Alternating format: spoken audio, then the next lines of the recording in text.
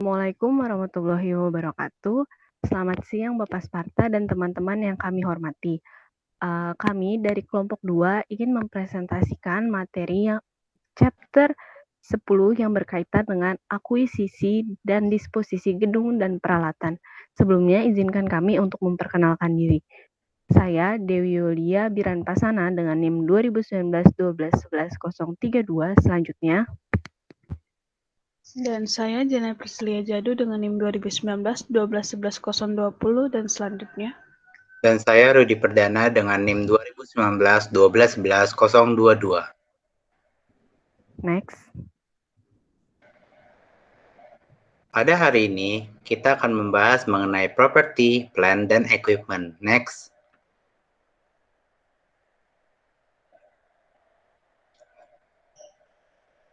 Apa sih itu property, plant, dan equipment? Property, plant, dan equipment adalah aset yang memiliki sifat tahan lama. Istilah lain yang biasa digunakan dalam property, plant, dan equipment adalah aset pabrik dan aset tetap. Yang salah satunya contohnya yang termasuk dalam aset tetap adalah tanah, struktur bangunan seperti kantor, pabrik, gudang, dan peralatan seperti mesin, furnitur, dan berkakas. Next. Nah, tipe-tipe yang digunakan dalam property plant aset ini, dia itu digunakan dalam operasi dan bukan hanya untuk dijual kembali. Nah, sifat dari property plant dan equipment ini, dia bersifat jangka panjang dan bisa disusutkan barang tersebut. Jadi di PPE ini ada penilaian penyusutan. Next. Dan di sini PPE juga memiliki substansi fisik atau barangnya itu terlihat dan dapat dipegang. Next. Nah, sekarang kita akan membahas akuisisi properti pabrik dan peralatan seperti atau PPE. Biaya yang dipakai itu adalah biaya historis. Biaya historis ini mengukur kas atau harga yang setara dengan kas untuk memperoleh aset dan membawanya ke lokasi atau kondisi yang diperlukan untuk tujuan penggunaan. Secara umum, biaya yang digunakan dalam akuisisi ini itu yang pertama ada harga pembelian termasuk biaya masuk dan pajak pembelian yang tidak dapat dikembalikan, dikurangi diskon atau dengan rabat perdagangan. Yang kedua, biaya yang dapat diatribusikan untuk membawa aset ke lokasi dan kondisi yang diperlukan untuk digunakan dengan cara dimaksudkan oleh perusahaan. Next. Dan di sini perusahaan biasanya menilai properti, plant atau pabrik dan aset atau equipment ini dia dalam periode berikutnya itu dia menggunakan ada dua metode. Yang pertama metode biaya atau cost method dan yang kedua adalah metode nilai wajar atau fair value atau yang bisa kita bilang revaluasi. Next.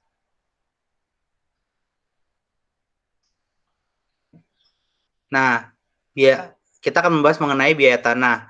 Biaya tanah itu apa sih? Biaya tanah adalah semua pengeluaran yang dilakukan untuk memperoleh tanah dan menyiapkannya untuk digunakan. Biaya dalam tanah ini biasanya meliputi 1. Harga pembelian, 2. Biaya penutupan seperti hak atas tanah, biaya pengacara, dan biaya pencatatan, kemudian biaya penilaian, pengisian, pengeringan, dan pembersihan. Keempat, asumsi hak gadai, hipotek, atau sitaan atau apapun atas properti. Dan yang kelima, perbaikan lahan tambahan yang memiliki umur tidak terbatas dalam tanah tersebut. Next. Masih dalam biaya tanah, perbaikan dengan umur terbatas yang tadi sudah dibahas itu seperti jalan masuk pribadi, jalan setapak, pagar, dan tempat parkir. Hal ini dicatat sebagai perbaikan lahan yang kemudian akan disusutkan. Terus, tanah yang diperoleh dan dimiliki untuk spekulasi ini diklasifikasikan sebagai investasi perusahaan. Tanah yang dimiliki oleh real estate untuk dijual kembali itu harus diklasifikasikan sebagai inventaris perusahaan real estate tersebut. Next. Selanjutnya kita akan membahas mengenai biaya bangunan. Biaya bangunan ini mencakup semua pengeluaran yang terkait langsung dengan akuisisi ataupun konstruksi bangunan tersebut. Biaya dalam bangunan ini termasuk pertama biaya bahan pembuat bangunan, bahan tenaga kerja, dan biaya overhead yang timbul selama konstruksi, serta biaya tenaga kerja profesional dan izin bangunan. Perusahaan biasanya menganggap semua biaya yang dikeluarkan mulai dari penggalian hingga penyelesaian itu sebagai bagian dari biaya pembangunan. Artinya, semua biaya yang dibuat dari penggalian lahan, pembersihan lahan, hingga sampai penyelesaian pembangunan ini selesai dikonstruksi, itu termasuk dalam biaya pembangunan. Next. Selanjutnya adalah biaya peralatan. Biaya peralatan itu adalah semua pengeluaran yang terjadi dalam memperoleh peralatan dan menyiapkannya untuk digunakan. Biaya dalam peralatan ini termasuk yang pertama harga pembelian, 2 biaya pengiriman dan penanganan barang, 3 asuransi peralatan saat transit, yang keempat biaya yayasan khusus jika diperlukan. Hal ini ada jika hanya diperlukan. Yang kelima, biaya perakitan non pemasangan seperti contoh biaya perakitan, misalnya contoh komputer, pasti kan ada biaya rakitnya. Terus yang terakhir adalah biaya untuk melakukan uji coba dari barang atau peralatan tersebut. Next. Nah, ini adalah salah satu contoh soal exercise 10 nomor 1. Di sini pengeluaran dan penerimaan di bawah ini terkait dengan tanah dan perbaikan tanah serta bangunan yang perlu untuk digunakan dalam badan usaha. Di sini instruksinya tentukan bagaimana hal berikut harus diklasifikasikan. Yang pertama, uang pinjaman untuk membayarkan kontraktor bangunan atau mendatangani nota. Maka di klasifikasi A ini tergolong dalam wesel bayar karena ada kata menandatangani nota. Yang B, pembayaran untuk konstruksi dari hasil wesel.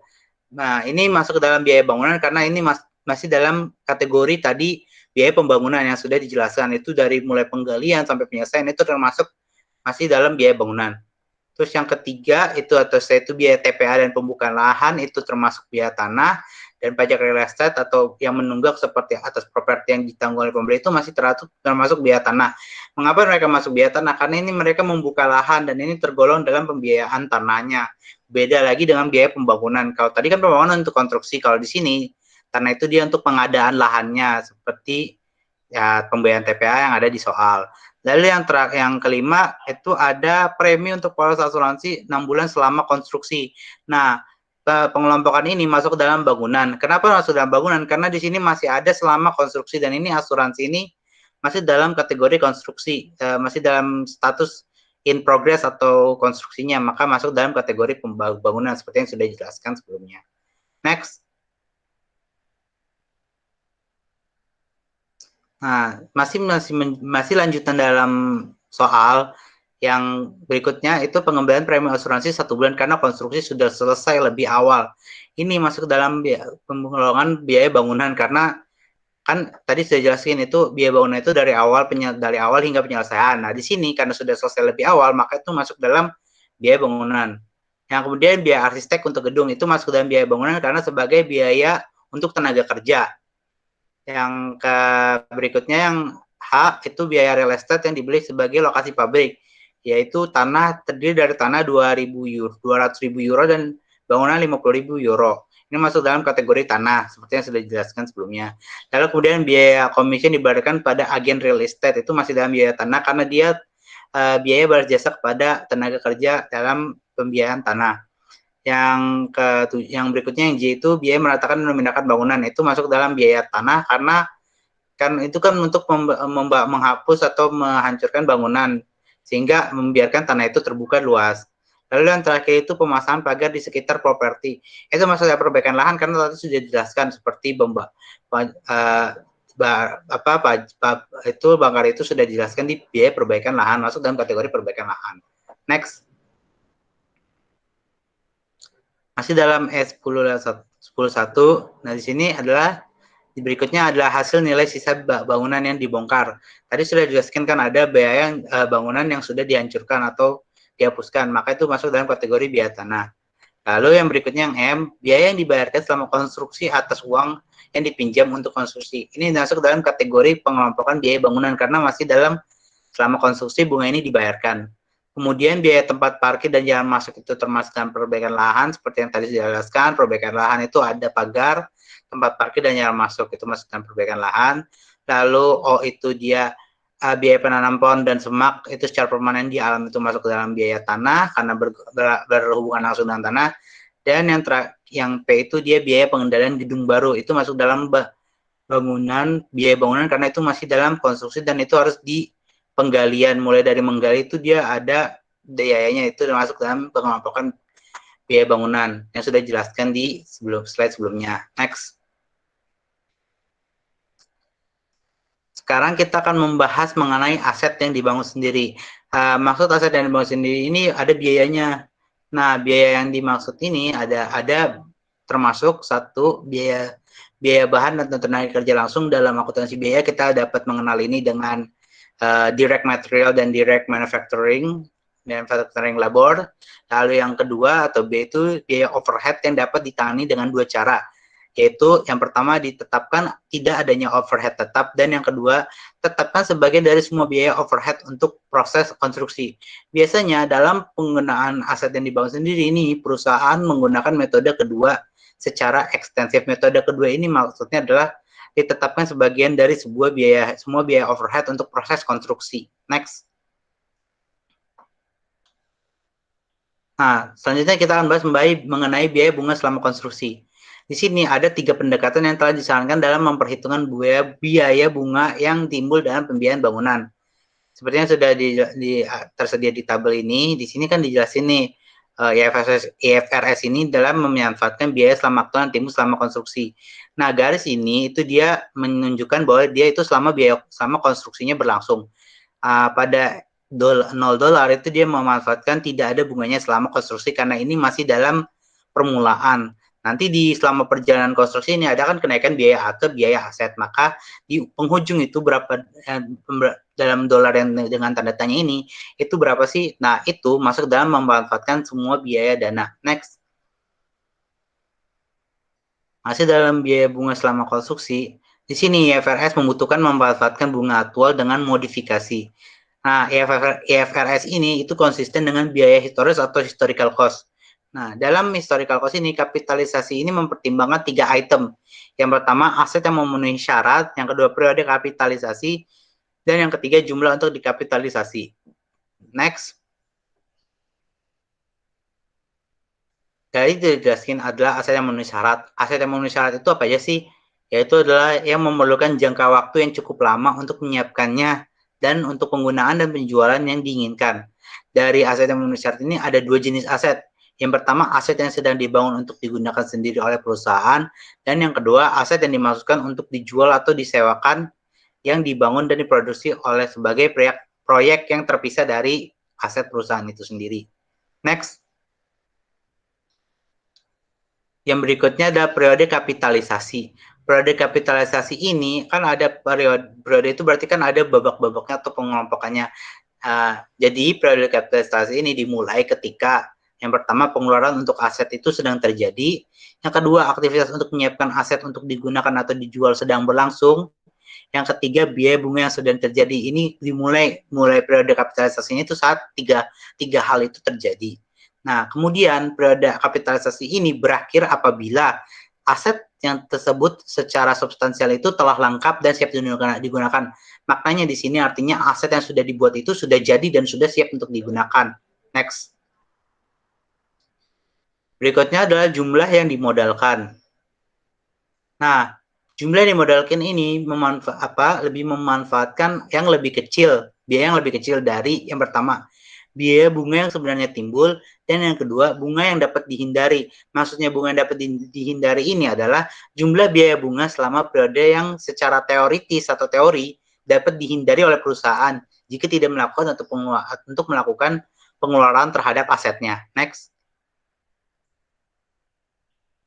Nah, kemudian kita akan bahas jumlah yang dimodalkan. Ini terdiri dari pengeluaran akumulasi rata-rata tertimbang atau menggunakan weighted average. Dalam menghitung akumulasi pengeluaran rata-rata tertimbang, perusahaan biasanya menimbang pengeluaran konstruksi dengan jumlah waktu atau bagian dari 1 tahun atau periode akuntansi yang dapat menimbulkan biaya bunga atas pengeluaran tersebut. Next. Seperti contohnya hal di bawah, itu sebagai ilustrasi asumsikan bahwa grup Hanren itu memutuskan untuk membangun sebuah gudang yang diperkirakan butuh waktu 17 bulan untuk menyelesaikannya. Mulai dari tahun 2019, perusahaan melakukan pembayaran terhadap kontraktor, dan tahun 2019 itu $240.000 pada 1 Maret, dan $480.000 untuk 1 Juli, $360.000 pada tanggal 1 November. Perusahaan menghitung akumulasi pengeluaran rata-rata tertimbang untuk tahun yang berakhir pada tanggal 31 Desember 2019, seperti yang ditunjukkan di sini. Nih, pada expenditure itu tadi yang dijelaskan itu kan perusahaan itu mengeluarkan biaya, maka itu masuk dalam kategori expenditure. Di sini ada tanggalnya dan biayanya. Pada tanggal biaya itu dia ada pengelompokannya. Misalnya tanggal 1 itu ada 240, Juli itu ada 480, dan November itu ada 360. Nanti jumlahnya itu dijumlahkan menjadi 1.080.000. Nah, kita akan membahas mengenai kapitalisasi periodenya.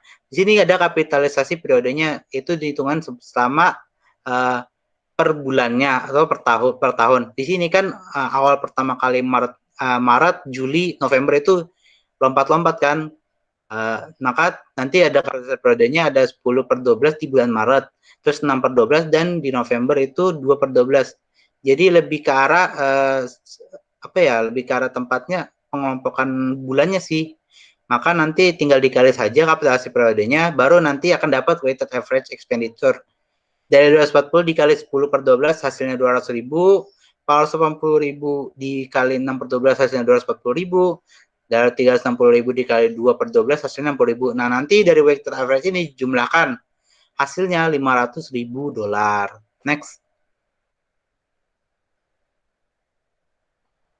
Berikutnya adalah jumlah untuk dimodalkan. Sekarang kita akan membahas mengenai suku bunganya. Suku bunga ini memiliki suku bunga yang sesuai. Itu untuk harus dipilih. Yang pertama, untuk bagian dari akumulasi pengeluaran rata-rata tertimbang atau weighted average tadi yang dikurangi dari atau sama dengan jumlah yang dipinjam secara khusus untuk mendanai pembangunan aset. Biasanya gunakan suku bunga yang timbul atas pinjaman tersebut.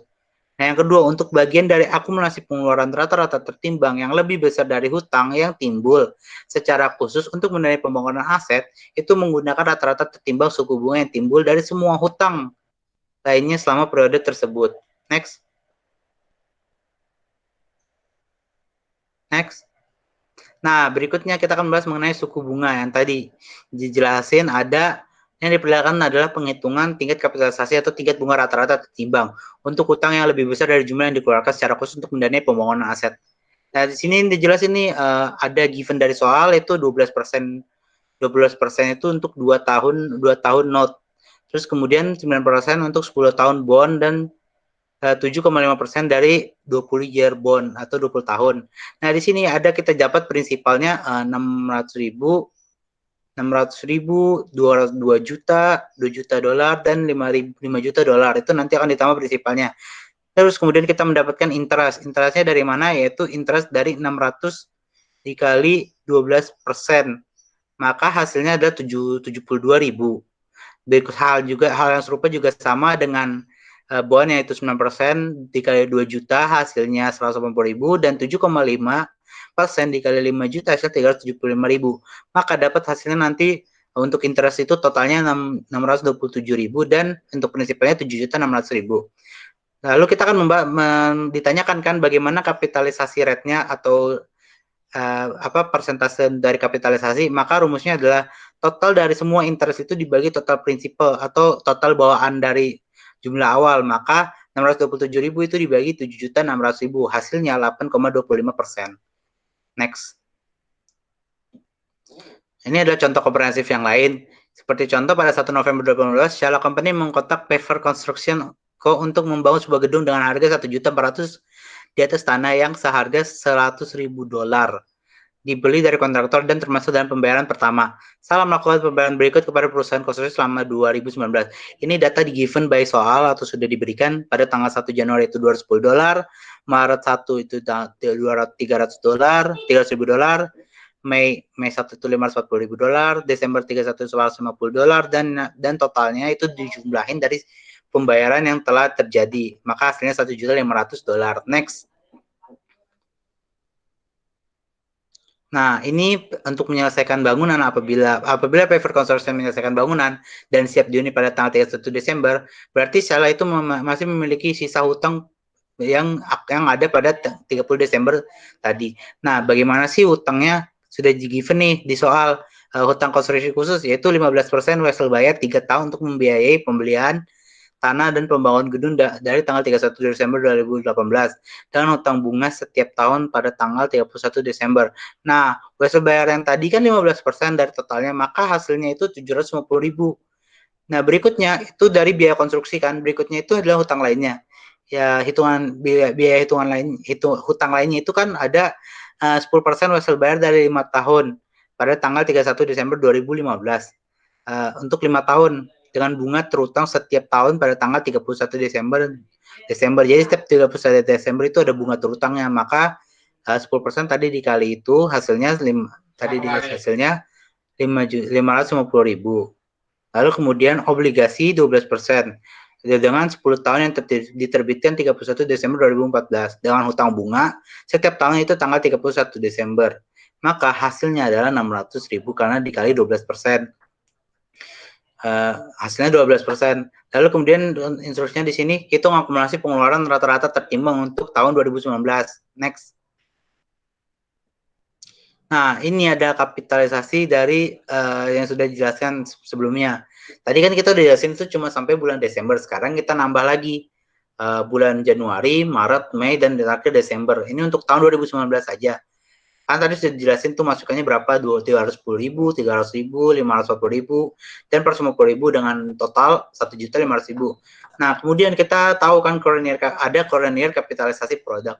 Nah, untuk tanggal Januari itu kan dia baru 1 tahun, baru mulai, maka dalam 1 tahun itu dia masih hitungannya masih 1 karena belum dipakai. Jadi kapitalisasinya itu 12/12. Di bulan Maret itu sudah berjalan 2 bulan dari Februari ke Maret, Januari, Februari, lalu kemudian mulai lagi Maret tanggal 1. Maka tadi itu sudah kepake 2 tahun, tinggal dikurangi jadi 10/12. Lalu di bulan Mei juga hal yang sama, itu sudah berjalan dari Maret, April, Mei. Maret, April, Mei itu jadi dikurangi kan jadi 8. Itu dimulai itu semakin berkurang, jadi ada pengurangannya, yaitu 8/12 yang sudah berjalan. Lalu nanti di akhir Desember itu sudah kepake semua tuh, berarti nilainya 0 karena sudah terpakai kapitalisasi periodenya. Maka nanti perkalian dari tabel di sini itu akan dapat weighted average-nya. Pada tanggal Januari itu weighted average-nya didapat 210.000, di Maret dia dapat 250.000, di Mei dia dapat 360.000, dan di terakhir itu karena dia sudah habis periode kapitalisasinya maka hasilnya 0. Maka hasil dari weighted average ini dijumlahin semua, dapatlah hasilnya 820.000. Next. Sekarang adalah kita menghitung biaya yang bisa dihindari. Nah, di sini kan tadi sudah dijelasin tuh biaya yang bisa dihindari. Ada weighted average accumulated expenditure yang tadi sudah dijelaskan, ada 750.000 ditambah 70.000 dari A.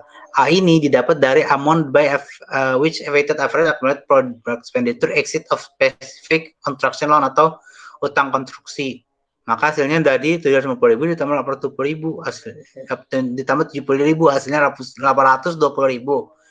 Lalu kemudian kan kita tahu interest rate-nya itu 0,15% dari konstruksi. Lalu kemudian kita kan udah tahu nih, harus tahu kan tadi penghitungan sebelumnya ada rate kapitalisasi periodenya.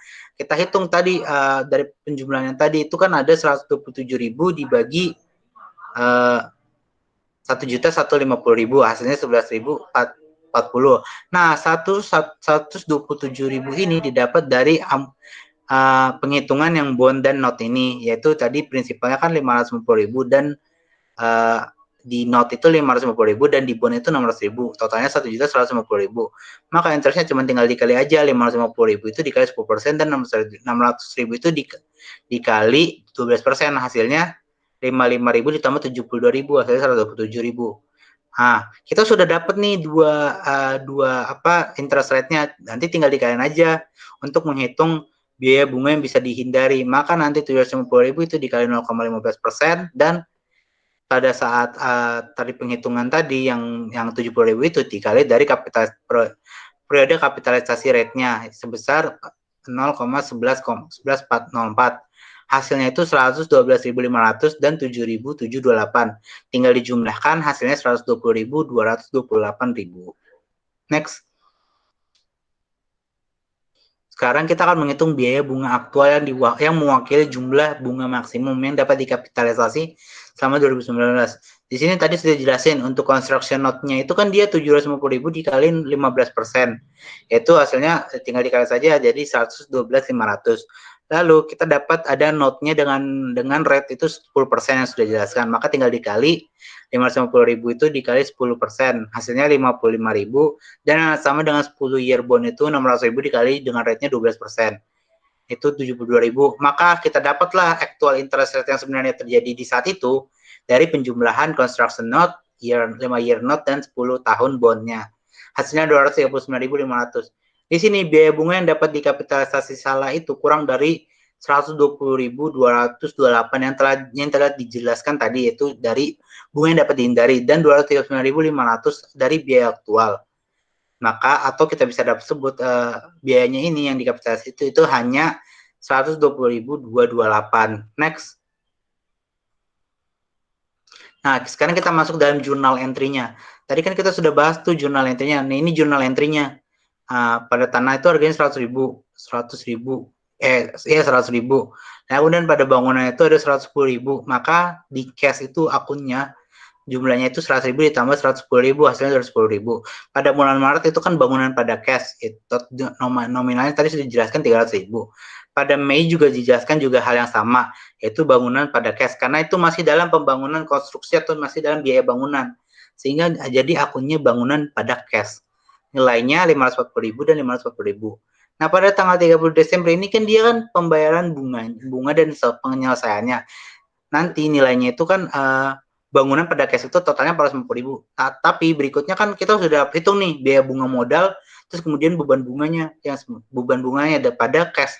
Cash itu dia masuk 239.500. Itu didapat dari mana? Itu dia didapat dari actual interest rate-nya yang sedang terjadi saat itu.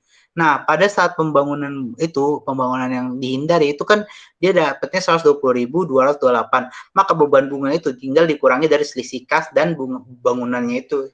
Maka dapatlah hasilnya 119.272.000. Next.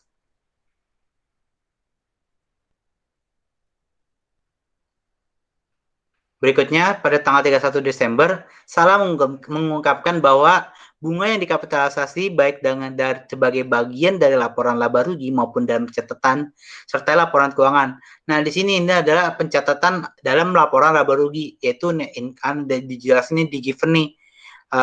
Income from operations sekian. Terus kemudian kita tahu dari pengenalan tadi ada interest expense yang aktual itu yang benar-benar terjadi. Lalu kan rumusnya itu kan untuk mendapat other expense itu kan interest dikurangi capital interest kan. Maka hasilnya 239.500 yang tadi sudah dihitung dikurangi 120.288. Hasilnya dari other expense dan loss itu ada 119.272. Dari sudah dijelaskan di jurnal sebelumnya. Di sini ada kebijakan akuntansi. Dalam kapitalisasi interest atau bunga kapitalisasi, tahun 2019 itu interest yang terjadi itu sebenarnya 239.500. Di mana 120.208 itu dikapitalisasi dan 119.272.000 itu sudah ditetapkan sebagai beban. Nah, kapitalisasi ini rate-nya atau persentasenya itu ternyata hanya 11% dan 11% 11,4%. Next.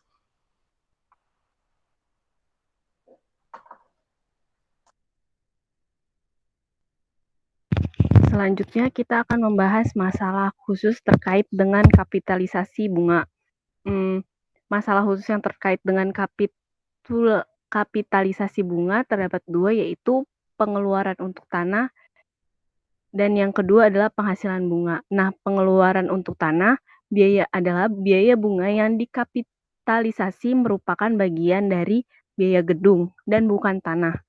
Kemudian untuk penghasilan bunga harus menjadi pengganti biaya bunga dalam menentukan jumlah bunga untuk dikapitalisasi. Next.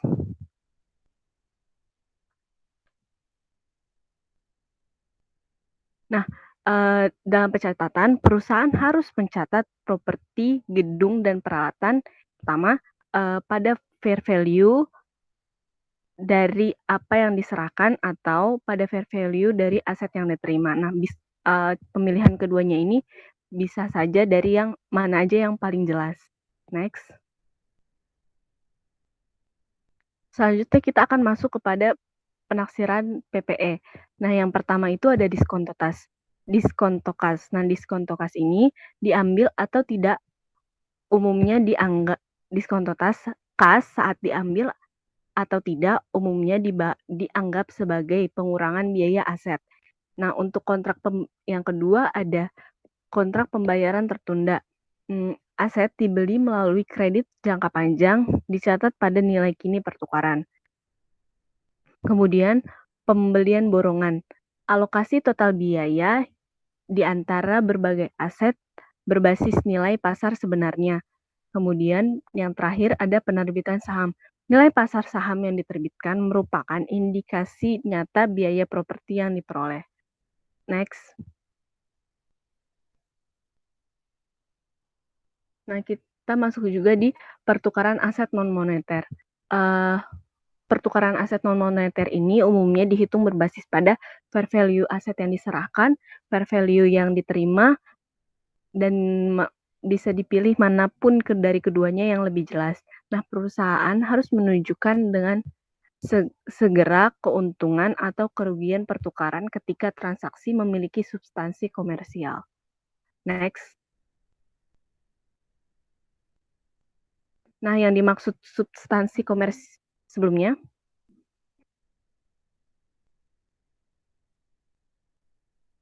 Nah, yang dimaksud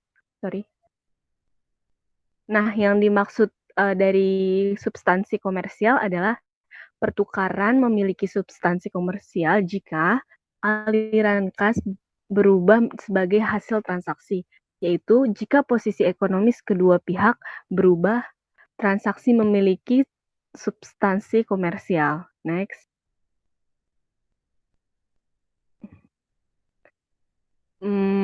Dalam pertukaran terdapat dua situasi, yaitu situasi keuntungan dan situasi kerugian. Dalam situasi kerugian, perusahaan melihat kerugian segera baik pertukaran memiliki substansi komersial atau tidak. Jadi perusahaan dapat melihat kerugian dengan segera walaupun pertukaran memiliki atau tidaknya substansi komersial. Next.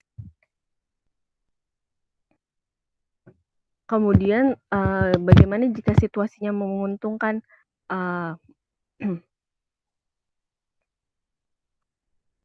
Nah, memiliki substansi komersial. Perusahaan biasanya mencatat aset non-moneter yang diperoleh dalam pertukaran untuk aset non-moneter lainnya pada fair value aset yang diserahkan dan segera memperoleh keuntungan.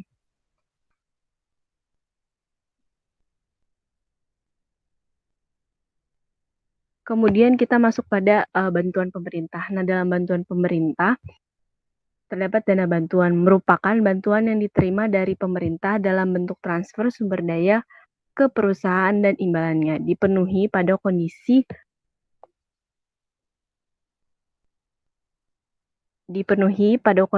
tertentu terkait dengan aktivitas operasi perusahaan.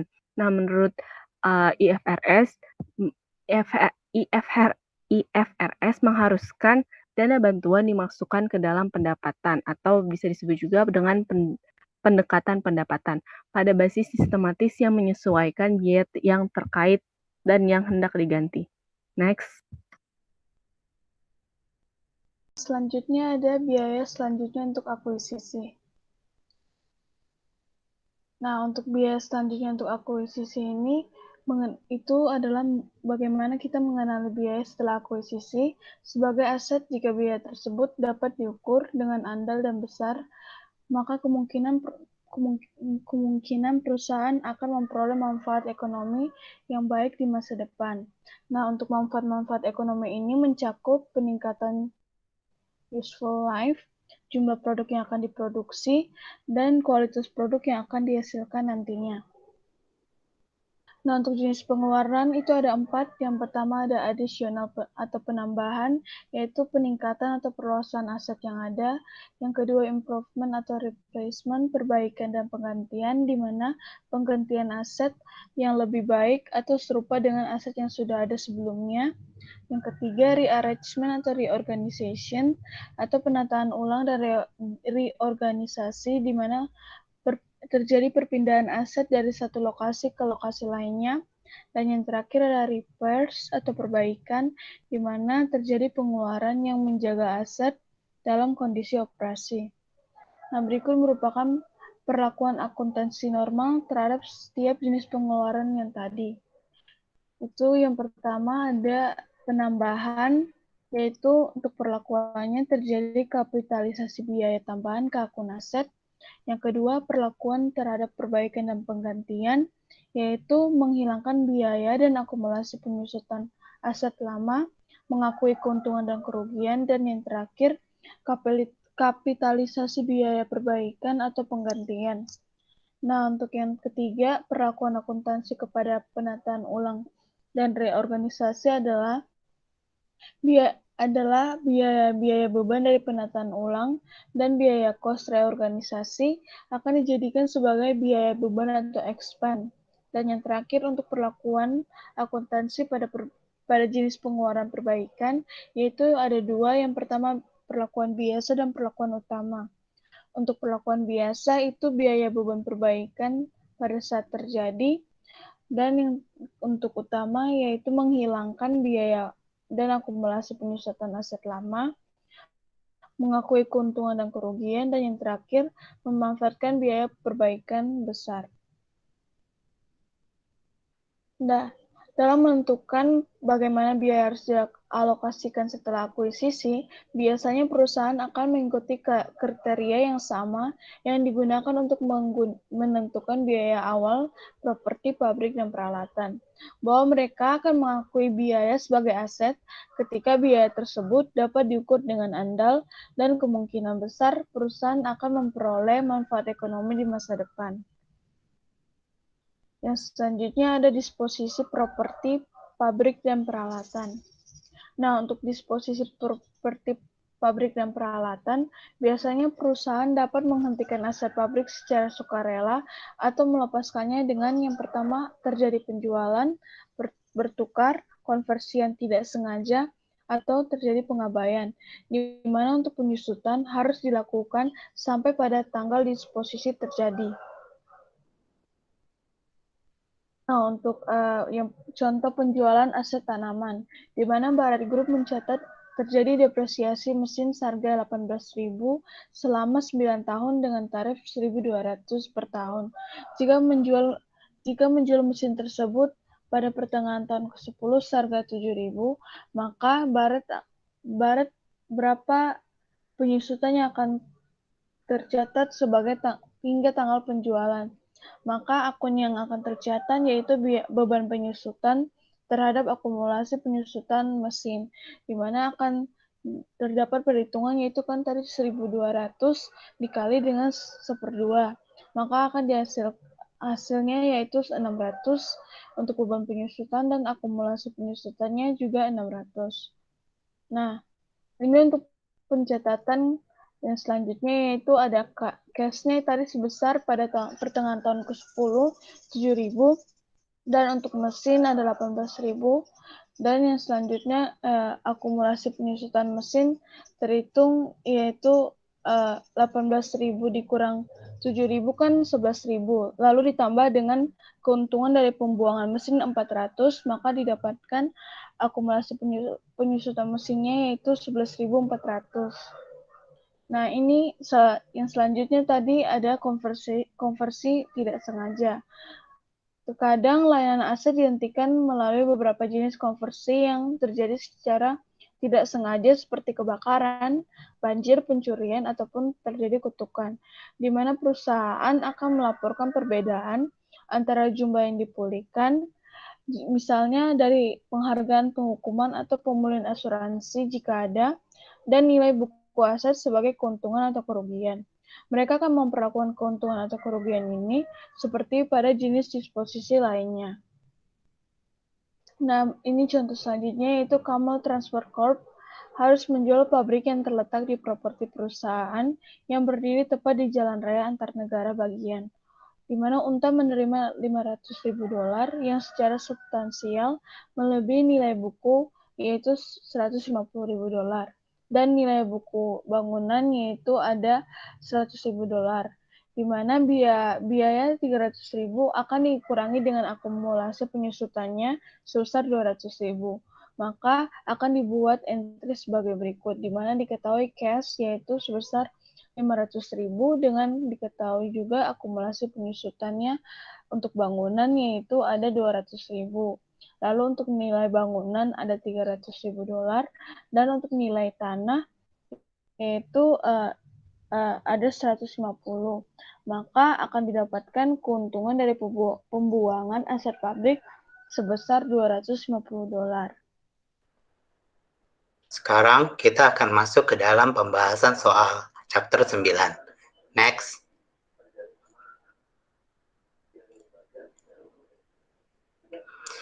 Dalam E94 di sini dijelaskan LC-NRV dengan sistem journal entries. Perusahaan Dover Prince bikin operation in 2019 and determine its ending inventory at cost and at LC-NRV at Desember 31, 2019 dan Desember 31, 2020. This information presented is below. Setanggal 12/31 tahun 2019 itu kan cost net dan net realizable value-nya kan 346.000 dan 322.000. Terus di sini di 12/31 dan tahun 2020 cost netnya 410.000 dengan net realizable value-nya 390.000. Instruksinya yang pertama, prepare journal entries at required di Desember 31, 2019 dan Desember 31, 2020. Asumsikan bahwa inventory itu dicatat dalam LC-NRV dan dengan sistem inventory perpetual dengan metode cost of goods sold. Nah, pada yang kedua ini prepare journal entries required untuk Desember 31, 2019 dan Desember 31, 2020. Asumsi bahwa inventory itu dicatat dengan at cost dan dengan menggunakan perpetual system menggunakan loss method. Nah, pada instruksi berikutnya berdasarkan data di atas, metode apa yang memberikan higher net income dalam setiap tahun? Next. Nah, begini cara pencatatannya. Kan tadi instruksinya di pertama itu kan A itu kan dengan journal entries menggunakan cost of good method. Yang kedua loss method. Nah, kita tahu untuk mencari menjurnal ini kan itu bukan dari harganya, melainkan dari selisihnya. Selisih dari buy cost dan net realizable value. Maka di barang pertama tahun 2019 itu kan cost yang pertama itu kan harganya 346.000 dan net realizable-nya itu 322.000. Maka kita kurangi 346.000 dikurangi 322.000. Hasilnya ada 24.000. Dan di barang kedua juga sama, yaitu 410.000 dikurangi 390.000, hasilnya 20.000. Nah, tinggal kita jurnalkan saja. Di barang satu kan kita tahu jurnal dengan metode COGS kan begini. Akunnya COGS pada inventory, maka kita tinggal masukin saja nilai selisihnya. Pada barang pertama kan selisihnya 24.000, maka angka yang masuk dalam sistem dalam jawaban cost of goods sold method ini ya 24.000 pada COGS dan 24.000 pada inventory. Begitu pula dengan di barang kedua, yaitu dengan COGS dan inventory akunnya dengan harga yaitu nominalnya 20.000, maka angkanya 20.000 pada COGS dan 20.000 pada inventory. Dan kemudian di instruksi kedua kan itu kan journal entry menggunakan loss method. Di loss method ini kan dia ada dua barang yang sama, tapi pencatatan akunnya itu kan berbeda karena di loss method itu kita tahu bahwa journal entry-nya itu kan loss to decline on NRV dengan inventory. Nah, nilai apa aja sih, nominal apa aja sih yang dimasukin dalam jurnal ini? Jurnal ini yang dimasukkan nominalnya adalah jurnal yang tadi yang sudah kita hitung selisihnya, yaitu 24.000 dengan 20.000. Maka nanti di barang pertama nominalnya adalah 24.000 di loss of due decline on ARV dan inventory-nya 24.000. Sama halnya dengan di barang kedua yaitu loss due decline on NRV bersama dengan inventory yaitu sebesar 20.000. Nah, pada permasalahan ketiga kan ditanyain metode mana yang memberikan net income di setiap tahunnya. Nah, berdasarkan memberikan high net income ini sebenarnya tidak ada karena ujung-ujungnya akan sama. Namun yang membedakan dari sisi COGS ini adalah dari setiap barang yang di atas. Karena dalam metode COGS ini, adjusting ini menambah COGS, sementara dalam loss method terpisah dengan COGS-nya. Jadi di sini yang sama, hasilnya sama, tetapi yang membedakan hanya pencatatannya. Karena di COGS itu dia akan mengurangi, di COGS itu dia akan menambah pencatatan, sementara pada saat metode loss dia akan terpisah dengan mengurangi. Next.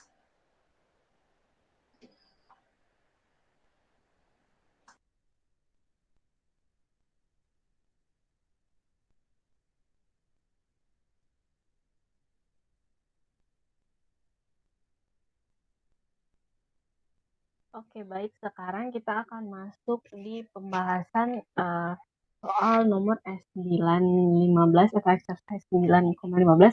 Sorry, saya lupa masukin soalnya. Instruksinya di sini adalah Zidekor mengestimasikan cost of goods. So, ada beberapa barang yang hangus terbakar karena adanya kebakaran. Nah, pada bulan Maret tanggal 9. Nah, pada tanggal 1 Januari merchandise on hand-nya adalah $38.000. Kemudian purchase since Januari 1 Januari adalah 92.000. Kemudian sebesar rate ini sebesar 3.400, kemudian purchase return and allowance-nya sebesar $2.400, dan sales are made-nya sebesar 33,1%. Nah, totalnya sebesar $120.000 pada bulan Maret. Good costing sebesar $10.900 yang tertinggal, yang tidak terkena oleh tidak kena terbakar. Kemudian di sini kita instruksi A-nya kita disuruh untuk menghitung cost of goods yang hancur. Nah, di sini kita masukin merchandise on hand-nya tadi kan yang saya sudah sampaikan sebesar 38.000 pada tanggal 1 Januari. Kemudian purchase sebesar 92.000. Kemudian tadi kan terdapat purchase return on and allowance-nya sebesar 2.400 dikurangkan, kemudian ada freight in-nya tadi 3.400, kemudian jadi ada total merchandise yang ada available at cost-nya sebesar 131.000. Jadi dari 38.000 ditambah 92.000 dikurang 2.400 dan ditambah 3.400. Kemudian ada cost of goods sold-nya sebesar 90.000. Kemudian didapatlah ending inventory. Dari 131.000 dikurang 90.000 sebesar sisanya menjadi 41.000. Kemudian tadi kan saya sudah sampaikan barang-barang yang baik-baik aja dan tidak hancur sebesar 10.900.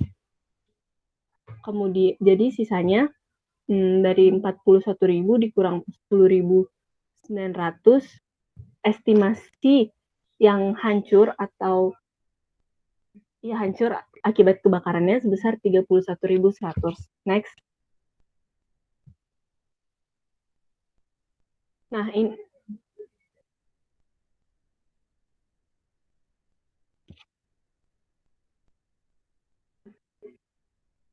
Nah, ini dia tadi hasil gross profit-nya. Tadi kan gross profit-nya sebesar 90.000.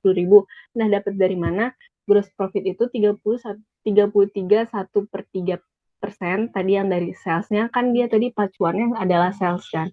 Per 100% ditambah 33,1/3%. Ini udah ada rumusnya. Jadi hasilnya 25 dari sales. 25% dari sales. Nah, COGS-nya berapa? Berarti 75% of sales dari 120.000 adalah 90.000. Next.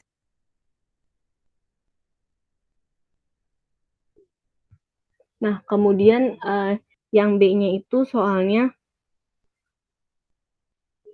kita disuruh untuk mencari COGS yang hancur juga. Nah, tapi di sini kita mengasumsikan bahwa gross profit adalah 33,1/3% dari salesnya. Nah, di sini kita hitung COGS-nya didapat sebesar 66,2/3% dari salesnya. Dari sales sebesar 120.000 menjadi 80.000. Kemudian dapat lagi total merchandise available at cost-nya sebesar 51.000. Dari mana 51.000 itu dari 131.000 dikurang 80.000. Nah, 131.000 ini yang tadi kita dapetin di A. Kemudian dikurangkan lagi dengan barang yang baik-baik aja atau undamaged goods sebesar 10.900, maka didapatkan estimasi barang yang hancur karena kebakaran ini sebesar 40.100. Next.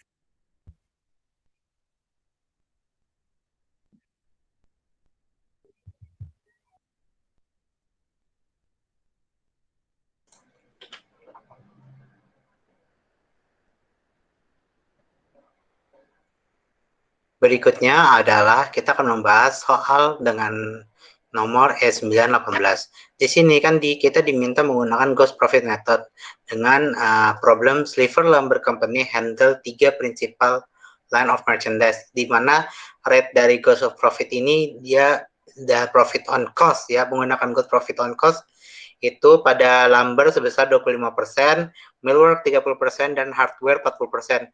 Pada tanggal Agustus 18, kantornya ini dia terkena bencana yaitu kebakaran, dan semua porsi yang ada di lumber dan yard itu semua lost dan dianggap sudah hancur.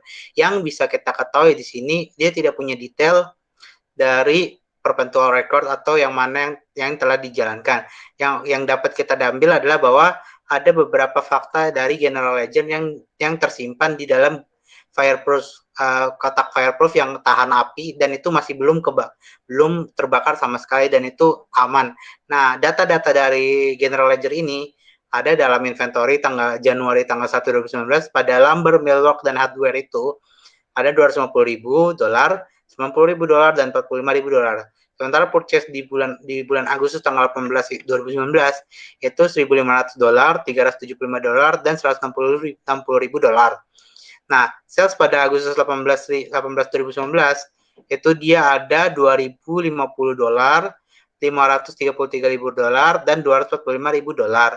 Di sini di instruksi bahwa hitung estimasi dari inventory yang masih aman atau yang tersisa dari kebakaran tersebut. Next. Nah, kita kan tahu tadi rates-nya ada 25, 30, dan 40. Itu hanya rates-nya. Tapi kan kita tahu bahwa setiap penjualan itu di awal-awal pasti kan 100% kan. Expected pasti 100%. Karena itu kita sudah anggap aja kita menjual semua barangnya. Tapi yang ada itu hanya 25%, 30%, dan 40%.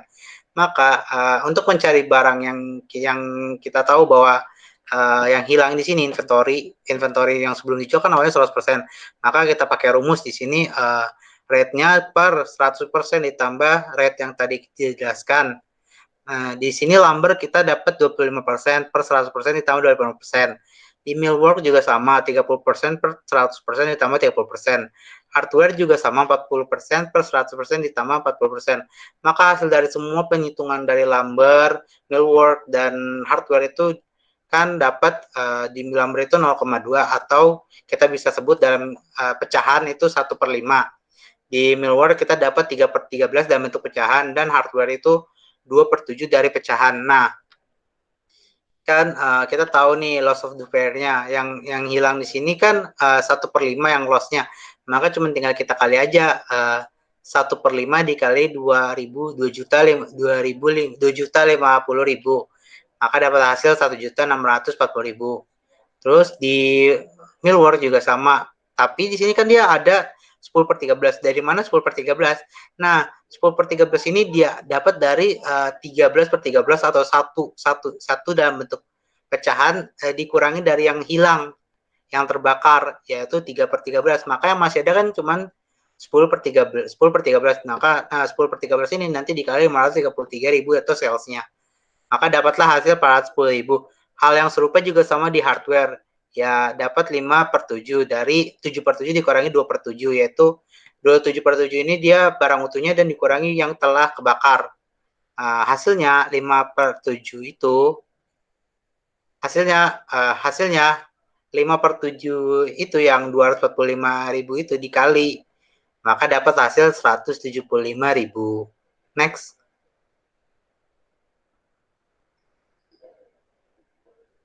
Nah, ini kita akan masukkan dalam penjurnalan dengan metodenya.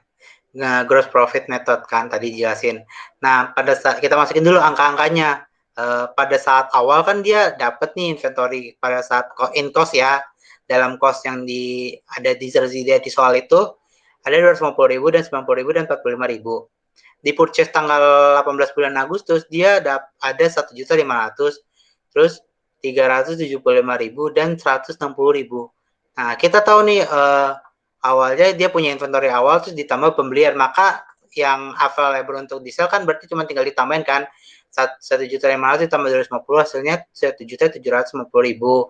Begitu pula yang sama millwork 375.000 ditambah 90.000 hasilnya 465.000, dan hardware juga sama 160.000 ditambah 45.000 jadi hasilnya 205.000. Nah, kita tahu dari penghitungan tadi yang hilang itu kan ada beberapa yang hilang, maka di sini kita merahin itu sebagai pengurang dari yang tersedia dan yang sudah terbakar. Maka hasilnya dari 1.750.000 ini dikurangi 1.640.000. 1.640.000 itu dari penghitungan yang sebelumnya, yaitu yang hilang dari kebakaran. Maka hasilnya dari inventory yang ada di bulan Agustus itu sebesar 110.000. Sama halnya dengan millwork dan hardware. Kalau millwork kan tadi 465.000. 465.000 ini dikurangi 410.000, hasilnya 55.000. Di hardware itu barang yang tersedia kan 205.000, dikurangi dengan barang yang terbakar atau yang sudah hilang. Maka hasilnya 175.000, dikurang 175.000. Hasilnya menjadi 30.000 di hardware. Next. Yang selanjutnya kita akan membahas mengenai soal P98. Nah, untuk instruksinya mengasumsikan bahwa Evan INC menggunakan metode persediaan eceran konvensional dan hitung biaya persediaan akhirnya pada 31 Desember 2019 pada cost. Nah, untuk pada soal disediakan beberapa data. Yang pertama, diketahui beginning inventory di bagian cost $250.000 dan di retail 390. Dan untuk purchase diketahui $914.500 dan untuk retail $1.460.000. Untuk purchase return ada di cost itu $60.000 dan di retail $80.000. Untuk purchase diskon di cost ada $18.000 dan untuk freight in-nya $42.000. Nah, untuk maka total untuk di cost akan dijumlahkan beginning inventory 250.000 ditambah 914.500 dikurangi 60.000 dikurangi 18.000 dan ditambah dengan freight in-nya sebesar 42.000, maka akan didapatkan totalnya $1.128.500. Nah, untuk retail sendiri itu diketahui di soal ada markup-nya $120.000 dan untuk markup cancellation-nya $40.000. Nah, untuk di retail ini akan dijumlahkan juga. Yang pertama $390.000 di beginning inventory ditambah $1.460.000 dan dikurangi dengan 80.000. Nah, dan juga akan ditambahkan dari selisih dari markup dan markup cancellation sebesar 80.000. Maka akan didapatkan total retail sebesar 1.850.000. Nah, selanjutnya di soal juga diketahui bahwa markup-nya sebesar 45.000 dan untuk markup cancellation-nya sebesar 20.000, maka didapatkan selisihnya 25.000. Nah, untuk sales sendiri diketahui di soal yaitu gross sale-nya $1.410.000 dan untuk sales return sendiri ada 97.500. Maka akan didapatkan totalnya sales return yaitu dari total retail sebelumnya 1.850.000, 1.312.500 itu didapatkan dari selisih dari sales dan sales return.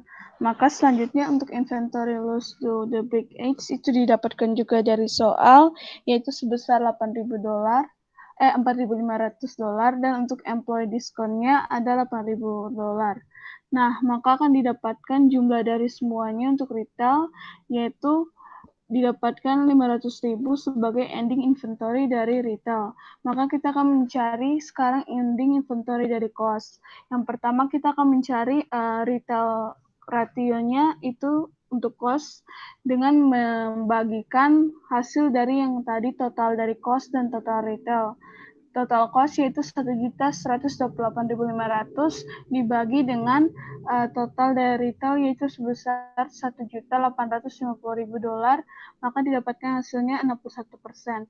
Maka ending inventory-nya akan di cost akan didapatkan dari 61% dikalikan dengan ending inventory retail. Maka 61.000 dikali dengan 500.000 didapatkan ending inventory pada cost yaitu sebesar $305.